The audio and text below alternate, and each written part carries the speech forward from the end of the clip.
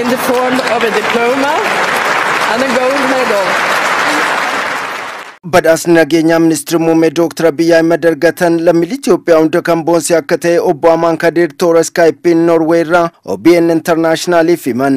Qeerroo fi qarreen Oromoo irratti wareegamaniif mootaan Abiy illeen Dr. Abiy illeen aangootan dhaqqabuu isaa waan ta'eef gammachuu guddatu nutti dhagahamee karaa nama gammachiisu tokkoon karaa deeggarsaa tokkoon Chetnis raawwate jechuun ni danda'ama. Kun egaa yeroo jalqabaatii fi ummata biyya san keessa jiru Oromollee sabaa fi sablammootallee Itoophiyaa guutullee kaartaa addunyaatti irra kaa'e jechuun ni danda'ama. Dr. Abiy nageenya boosoo jaarmiyaalee siyaasaa shororkeessummaan itti maxxanfame haqu hanga dubartoota hangeessuutti hojii boonsaa badhaasichaaf isaan qaqqabsiise akka hojjetanis obbo Amaan himan. Rakkoo Eritiriyaa fi Itoophiyaa furuun isaanii nageenya naannichaaf murteessaa akka ta'e himan.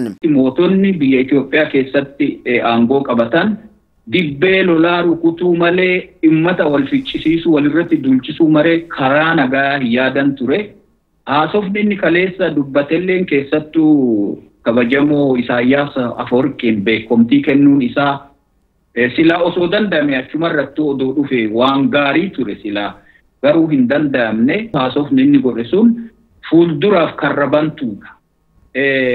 Gam tokkee miti nageenyi qabu gama lamaanuu ta'uu qaba yoo gamni lamaanuu fedhii qabaate itti dafqee wal hubatee irratti hojjete.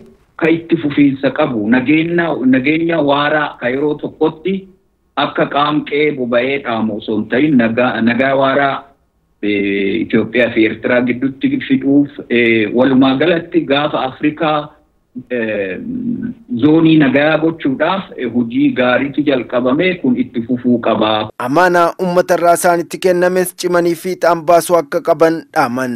Wanni haga ammaa hojjatte waan sillee boonsuu waan Oromoo keessattuu Oromollee boonsuu biyya sanillee boonsuu itti fufuu qabda. Amaanaa kaleessaa ka uummanni Oromoo sitti kennes ka qeerroon lubbuun jiruu fi kan hin jirres ka wareegames sitti kennesan bakkaan ga'uu qabda. Kanaaf jajjabeessuu qaba. Keessattuu dantaa Oromoo ol kaasuu qabda. Maaliif badhaafni kuni aangessuudha, empower gochuudha. Ummata disempowered ta'e yookiin ummata aangoo dhabee ilaalcha dhabee dagatame san ol kaasuudha.